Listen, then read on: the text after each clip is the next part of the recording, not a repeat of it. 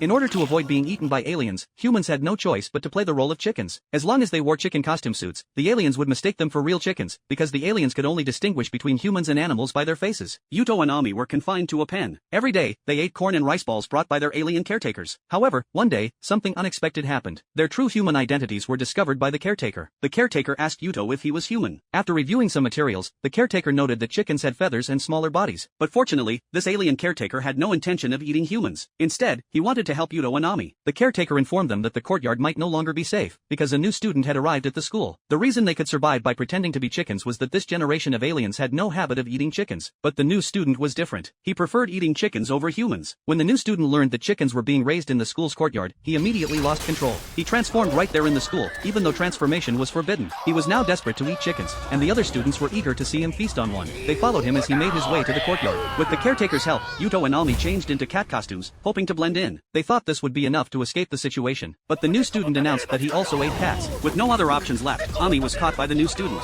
In that moment of danger, the caretaker transformed as well. He kicked the new student away and successfully saved Ami. But the greater crisis was yet to come. The students, upon seeing humans, began to salivate uncontrollably, their throats instinctively constricting. They lunged at Yuto and Ami. The caretaker had no choice but to take both of them and flee to school. His friend, who saw what was happening, worried that other aliens might follow them. They ran toward the mountains, where a group of human survivors, whom the caretaker had been helping, lived. But being human survivors, they quickly attracted the attention of the police. As they neared the mountains, a giant fist appeared out of nowhere. The caretaker, who hadn't noticed it in time, was crushed by the fist. Ami quickly dodged, but the police were closing in fast. In the eyes of the aliens, humans had no right to exist. They were ready to execute Yuto and Ami immediately. Lying on the ground, Yuto told Ami to run, but she refused to leave him behind. She urged Yuto to get up quickly. The aliens were closing in. No matter how much Yuto pleaded, Ami refused to abandon him. But the alien's fist was coming down with unstoppable force. Humans stood no chance against such a massive blow. Ami, in a moment of bravery, stood in front of Yuto, protecting him. 6 months earlier, that was when the aliens officially began their battle with humans. The aliens could enhance their power by transforming, and they easily overpowered humans. The aliens found humans to be the perfect delicacy, which is why they continued to capture and eat them. In reality, Yuto's true identity was also that of an alien. He, too, enjoyed eating humans until he met Ami. Ami once asked Yuto why he ate humans, and Yuto's response was that humans also killed and ate pigs and cows, so it was the same logic. Based on this reasoning, Yuto thought that if higher civilizations could eat humans, then he might do the same. It was Ami's words that made Yuto think, what would it be like if he and Ami were in the same position? So Yuto removed the equipment from his chest and, to be on equal ground with Ami, he pretended to be a human named Yuto. He kept his true identity hidden from her. Now, Yuto told Ami that he had originally planned to wait until she grew up and became more delicious before eating her. But now, he had decided to eat her right away. While he thought that the meat of children was tender and delicious, it felt as though eating it would make no difference. At that moment, Ami remembered everything. She stared at Yuto in disbelief, unable to comprehend why this was happening. She couldn't believe it was true. After being deceived for so long, Ami broke down in tears. She couldn't accept